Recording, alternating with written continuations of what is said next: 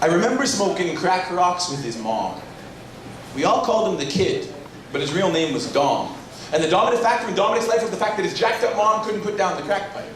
He was an 11-year-old kid on the streets way too late because there ain't no food at home and he don't want to eat toothpaste again. And he just got chased again down that dark alley by some creepy old guy.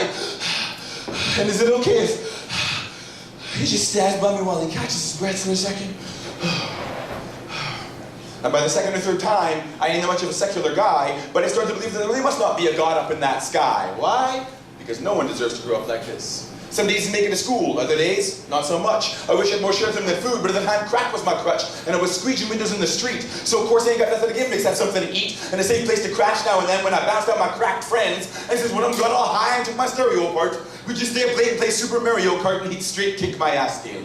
That kid could drive Yoshi like nobody's business. He'd be flat-lapping me fastly. I'd be thinking, what is this? But sooner or later, he'd fall asleep on the couch. Next morning, he'd wake up, I'd feed him some French toast, and then, peace, man, I'm out. I gotta go hit squeegee corner. Cracks calling, them dirty windows ain't washing themselves. And I'd walk that kid halfway back into his own personal hell as I fell back into mine. And in the black back of my mind, I can't forget the regret for each of the times the kid came back down to the corner, only to find that Zach's off getting high, which means Dom don't get fed. And he can't even go home to sleep because yesterday he found one of his mom's friends passed out in his bed with a rig in her arm and he thought she was dead. So he rung 911, but Dom's mom had a warrant. So now Dom's mom's on the run and he's hungry and homeless, 11 years old. The cops locked the apartment and Calgary's Octobers are cold. And since the truth here be spoken, let the truth now be told. Dominic's the kid made up of the mixture that spilled out of the mold when God overfilled, and it chilled me to behold such injustice. Killed to know that I helped fuck up his life and then fed him enough so I felt a little bit better about myself. But I tell ya, a dark part of my heart ain't had the same stamina since the day Dom came careening, tears streaming, screaming, Zach, Zach, they took away my mom in an ambulance and I don't know if she's okay. Can you help me find her, please? I'll even pay you. And then he tried to give me $6.50 in change.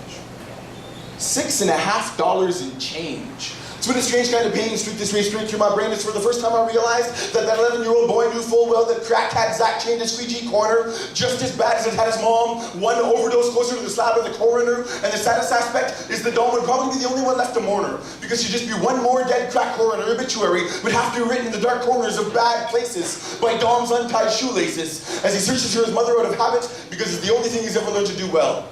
And there are certain pains even Mario Kart can't quell. Last I heard, Dom's 17.